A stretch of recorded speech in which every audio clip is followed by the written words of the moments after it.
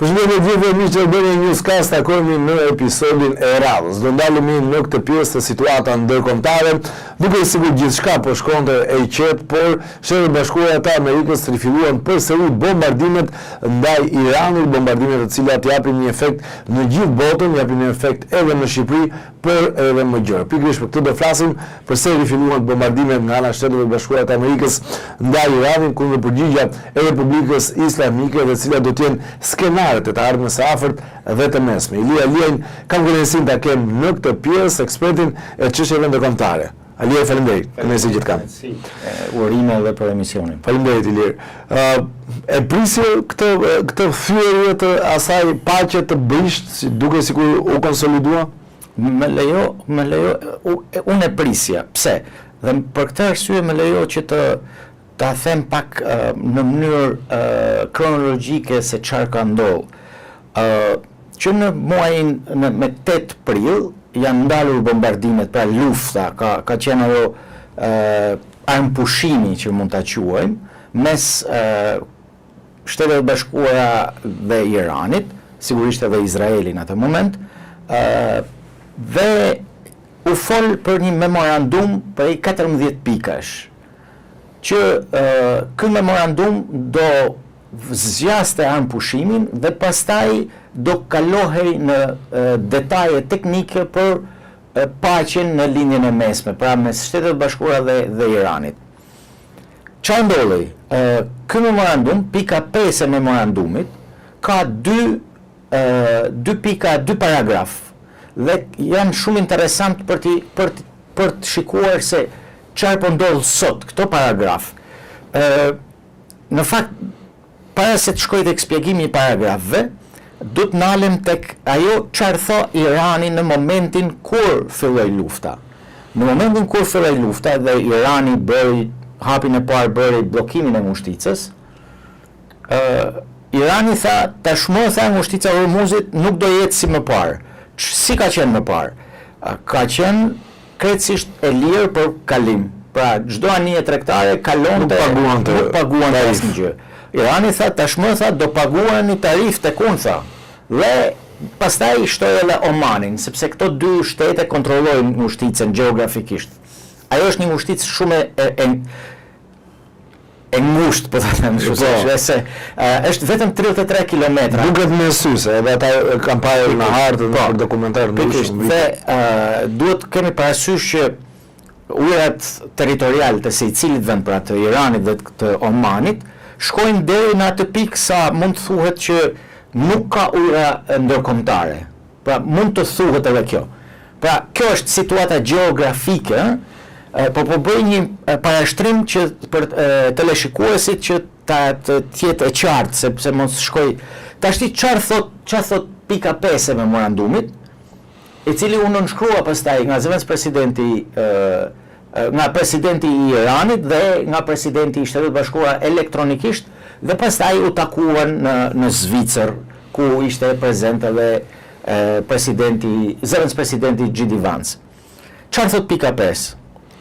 Pika 5 i le Iranit detyrë, për paragrafi i parë, që të menaxhoj fluksin e kalimeve në ngushticën e Hormuzit për 60 ditë, një fluks të lirë të kalimeve. Pra, po e theksoj i Iranit, dhe pastaj 60 ditë, po ripërsëris fjalën 60 ditë, sepse 60 ditë, për 60 ditë teknikët, pra negociatorët, njohësit e marrëdhënieve ndërkombëtare, drejtës ndërkombëtare, do uleshin për ta detajuar këtë. Çfarë thot paragrafi 2? Irani dhe Omani janë përgjegjëse për menaxhimin e ngushticës së Hormuzit. Pra, ky gabim, lapsus që e kanë pranuar amerikanët, na ka sjell në këtë që jemi sot. Pra, që rifillimin, edhe ju me drejtë thatë që në hyrje, rifillimin e kësaj lufte dhe një lufte që na bën dëm gjithëve, sepse menjëherë janë rritur çmimet e naftës në produktet e veçanta. Jo, mund të themi që tashmë bombardimet e amerikane nuk kanë të bëjnë me sigurinë, me paqen përtej Iranit, por kanë të bëjnë me çështje ekonomike, gjeopolitike, strategjike. Shiko, ato gjithmonë kanë qenë kështu, edhe në momentin e parë kur ka filluar, por ka patur një kostum që lidhej me sigurinë, me ka qenë amballazhim ose. Po, patjetër. Po, çështja është tashti që sepse kemi kur filluan bombardimet e para, presidenti Trump tha që tha do venos unë tha 20% për çdo kalim. Pastaj u tërhoq, 20 orë më apo u tërhoq.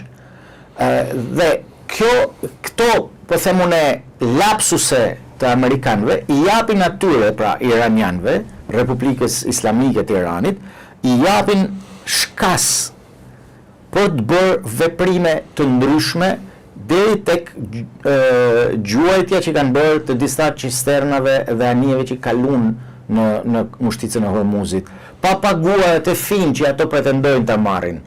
Pra kjo është e gjitha. Sepse me ironia të thanë ky s'ka lidhje me gjeografikisht, pra Amerika s'ka lidhje gjeografikisht me ngushticën e Hormuzit dhe kërkon 20%. Po ne që jemi këtu, pra janë disa lapsuse diplomatike dhe ky është pastaj lapsuse apo të qëllimta. Nuk besoj se janë të qëllimta, por ky është ajo problemi që Departamenti i Shtetit ka më mira diplomat. Dhe asnjëri nga këto diplomat nuk ka qenë i angazhuar në këtë proces negociator mes Iranit dhe Shtetet Bashkuara të Amerikës, edhe për të arritur tek pjesa e memorandumit, që është vetëm fillimi pra është armë pushimi.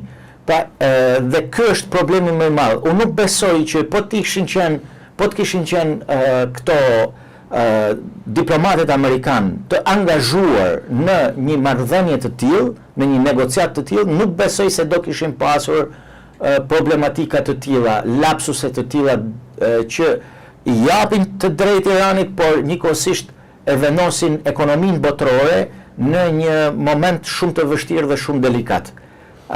Sepse kanë filluar që në këto moment kanë filluar problematikat në Indi, në Japoni, të cilat janë vende që furnizohen drejt për drejt nga ngushtica e Hormuzit, nga vendet e ngushticës së Hormuzit. Pra India nga Irani, Arabia Saudite, Katari, Bahreini, Kuwaiti, pra gjitha këto vende eksportojnë naftë dhe nën produktet e saj në këto vendet e tjera, por për një ekonomi që është ekonomi shumë e madhe, siç është India, mungesa e energjisë është fatale.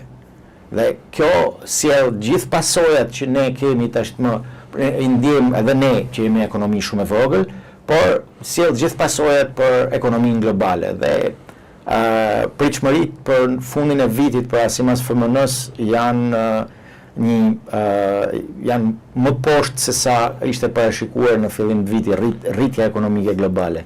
Mund të ndaloj Donald Trump në këto kërkesa të tij ose në këto tentativa për të rregulluar lapsuset diplomatike apo duket e vështirë? Duket e vështirë duke parë edhe pozitën edhe momentin që është, sepse jemi në korrik, në mes të korrikut, në shtator duhet të them fushata elektorale në Amerikë për midtermin që është në nëntor ka filluar gjatë, po them në shtator do ndezet ajo fushat. Kemi rritje të çmimeve të naftës dhe nën produkteve saj në tregun amerikan.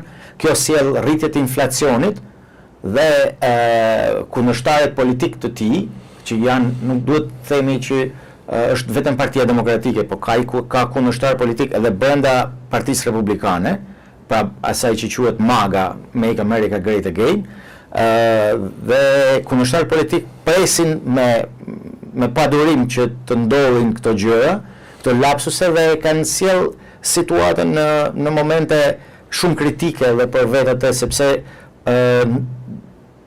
duket si një çështje që nuk ka rrugdalje. Pse? Po ta lej ta menaxhojë Irani, do venosin tarifa për kalimin. Por kjo Irani do thojë që ne fitojmë. A mund t'i lehet një republike teokratike, se duhet ta sqarojmë edhe këtë që nuk po flasim për një shtet demokratik, Patjetër. Pra Ato do dalin nesër dhe do thomë që ne fitum luftën me amerikanët dhe ja ku jemi, ne po e menaxhojmë këtë. Dhe kjo është pikpyetja shumë e madhe. Që Shqipëria konsideron sponsor të terrorizmit. Sigurisht, por ne e kemi provuar në kurrizin tonë. Ajo që ndodhi, në mos gaboj në korrik të 2022-shit, ajo ishte një luftë e ashpër ndaj nesh. Se dikush thotë, ne nuk gjuajtëm mas një fishek. S'ka lidhje më me gjuajt fishek. Nuk është përballje. Për herë të parë, se duhet ta sqarojmë edhe këtë, për herë të parë kemi një deklaratë të NATO-s që i përmend Iranit në 5 të Traktatit të Atlantikut Verior. Dhe deklarata, pra mas i ndodhen sulmet kibernetike në Shqipëri, deklarata thot, kujdes, ju e dini në 5 i NATO-s është nëse sulmohet një shtet antar i NATO-s, do sulmohet, ne gjithë do përgjigjemi. Pra është një paralajmërim shumë i fortë që i bëhet për herë të parë për sulmet kibernetike, se për sulme fizike.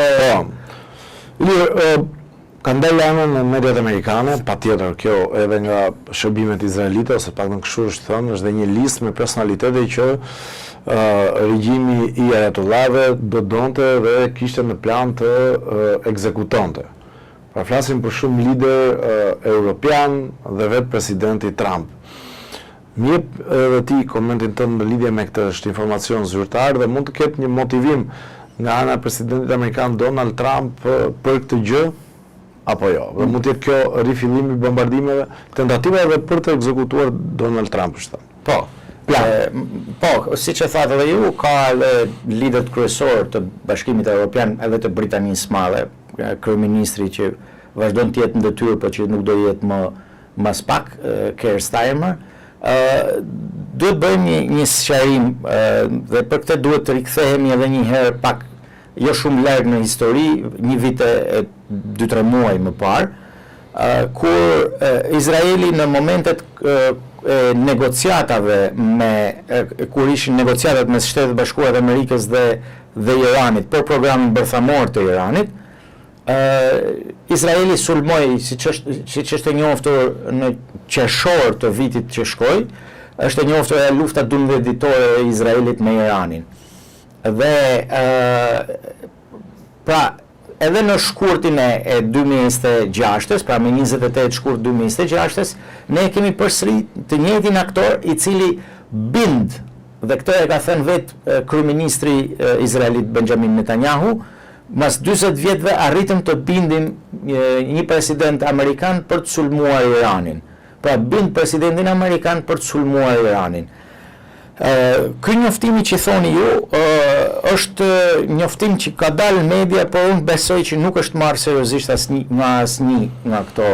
Sigurisht ato do ruhen vazhdimisht sepse lider shumë të rëndësishëm. Pa me këtë pak të siguria do të ishte në nivel shumë larta. Por unë nuk besoj tek një diçka e tillë. Sigurisht, jo se besoj se iranianët janë, siç e thamë edhe më parë, janë një republikë demokratike ku nuk merren me këto gjëra të tjera, por nuk besoj që ato duan të shkojnë në një përplasje të tillë. Ato sepse palët shohin katastrofës. Palët shohin interesin e tyre.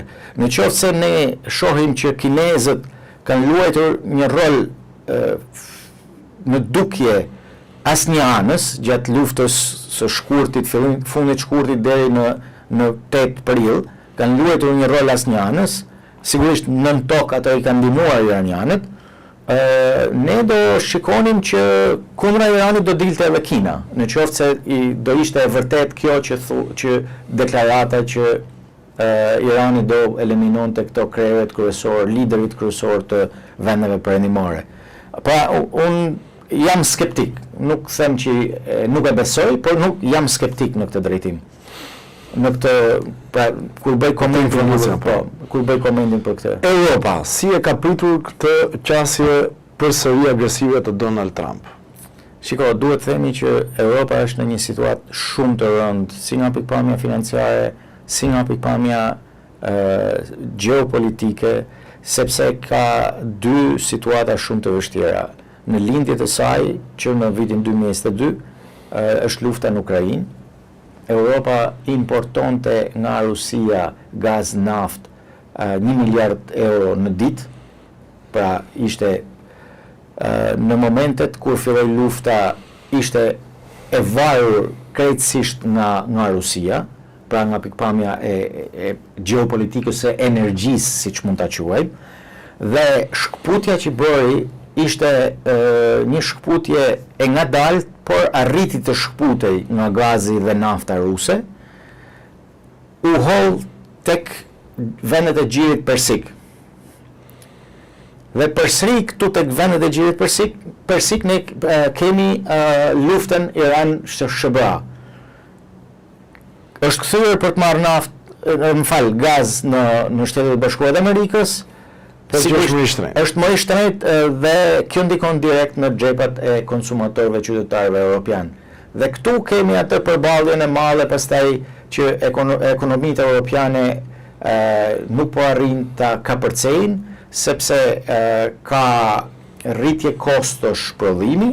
Këto rritje kosto prodhimi e bëjnë Europën më pak konkurruese në tregjet ndërkombëtare.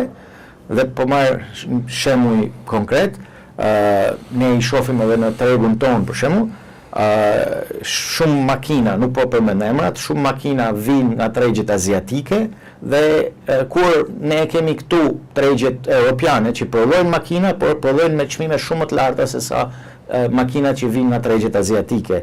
Pra, kjo është rritja e kostos së prodhimit dhe sigurisht konsumatori do ta paguajë, por ne për shembull që importojmë prodhime europiane, ne mund të fillojmë të shohim edhe nga tregjet tjera.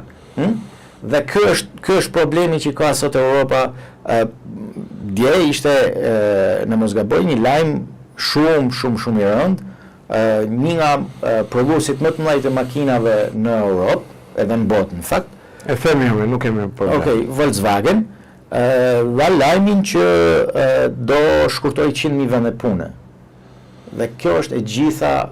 Dhe Gjermania ka humbur edhe primatin e të qenurit lideri i prodhimit të automjeteve. Dhe ky është problemi shumë i madh. Ky është problemi shumë i madh. Atje kanë edhe problematika tjera, sepse një pjesë të aksioneve të kësaj kompanie është zotrohet nga Katari.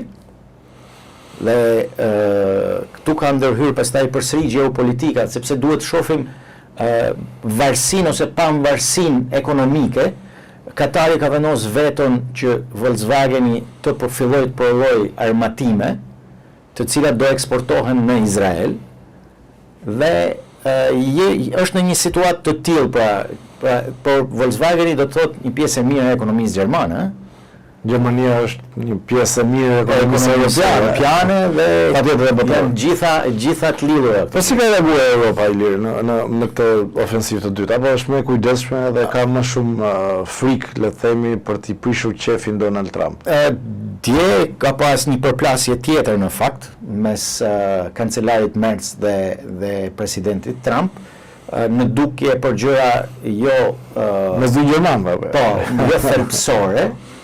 Por janë pasojë e kësaj që sapo folëm, domethënë, sepse siç e thash, Europa ka paguar dhe po vazhdon të paguajë çmimin më të lartë të mundshëm, sepse amerikanët kanë naftë dhe gaz sa duan në Amerikë, dhe po paguan një çmim shumë të lartë Europa. Përplasja dje ka qenë për shkak të lajmit që administrata Trump tha që do filloj të jap $3 milion për çdo individ ose parti politike në Europë e cila do mbështes MAGA-n dhe do propagandoj MAGA-n, pra Make America Great Again. Dhe në shtator në Gjermani janë zgjedhjet lokale, dhe kjo ka sjell një përplasje të madhe dje. Kancelari Merz ka thënë që kjo është në hyrjen punë të brendshme të një shteti, dhe kjo duhet serioze kjo deklarat? Në çfarë niveli ka ardhur Ilir, meqense e përmend pak? Është direkt nga administrata Trump. Kjo $3 milion për Po, është e sekretarit të shtetit Marco Rubio. Ka dalë kjo. dhe është pra edhe një individ i cili do adaptoj programin, po them, për marrim rastin e Shqipërisë, nuk po marrim, do adoptoj programin e magas amerikane për Shqipërinë, ai ka drejt të marrë deri në $3 milion. Pa edhe një parti, mund të krijohet parti, por janë disa elementa aty brenda, dhe kjo për gjermanët ishte një shuplak e madhe, sepse besoj ju kujtohet që në takimin e Munihut, sigurisë së Munihut në 25-ën, Konferenca sigurisë. Konferenca sigurisë. Më të mëdha, më cilësohet në botë. Zëvendës presidenti G.D. Vance tha gjëja parë, ai nuk takoi as kancelarin në atë kohë ishte kancelari në shtatë madhe. Scholzi, dhe as kandidati për kancelar Merzi nuk i takoi ato, ka takoi Alice Weidel. Kush është Alice Weidel? Është bashkëkryetarja e partisë që në Gjermani cilësohet si parti naziste, AFD-ja pra. Alianca për Gjermaninë. Alianca për Gjermaninë. Dhe ai tha dhe në fjalimin e tij që Europa është në një situatë keqe, duhet i lini pra Europa nuk ka liri shprehje sepse në Gjermani ka problemin e Për disa element kishte të drejtë. Pa diskutim që për të së vërtetës. Ose në Britani që Britania ata njerëzit që nuk e dinë ka disa ligje që ose shkruan diçka në rrjetet sociale, në Facebook që mund të jetë pak e ashpër, të vjen me një policia të drejtë shtëpisë. Jo vetëm kjo, por për shembull, po më varet se si e sheh, se më varet se si e sheh sepse për shembull, në qoftë se në Britani vesh një shall që simbolizon rezistencën palestineze, atëherë policia të fillon vëzhgimin ndaj teje. Deri në këtë pra, por çështja dhe e njëjta gjë është edhe në Gjermani, se nuk është më mirë edhe në Gjermani. Ka pas tentativa në Francë për gjëra të tilla, por nuk kanë arrit pra në Francë që ta bëjnë, por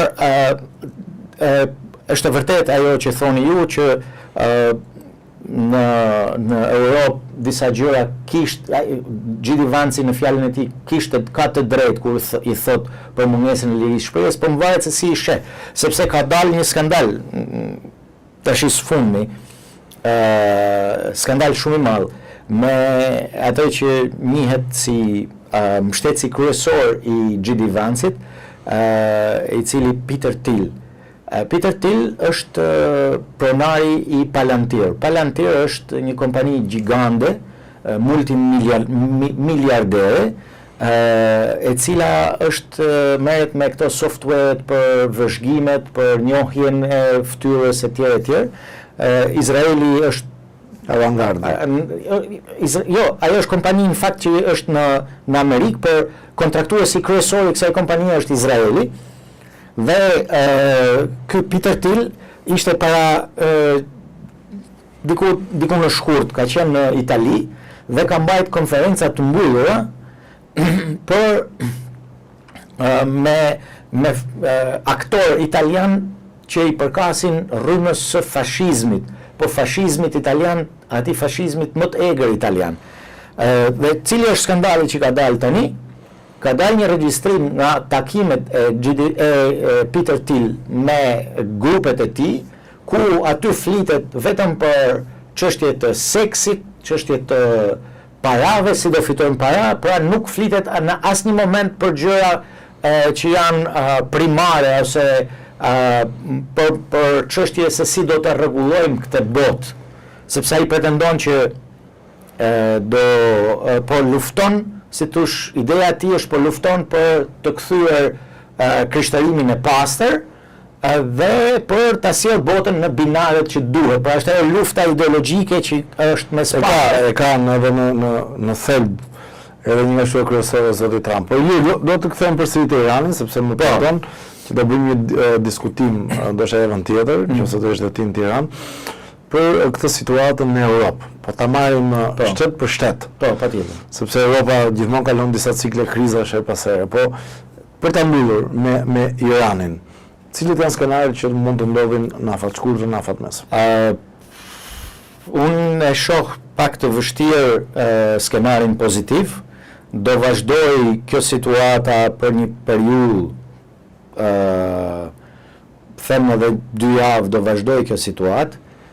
nuk mund të vazhdoj në gusht në shtator, sepse do afrohet shumë, si që thash, janë midtermet në Amerikë, dhe presidenti ka nevojë për të dalë nga kjo situatë. Por do ketë përsëri një ndërmjetësim.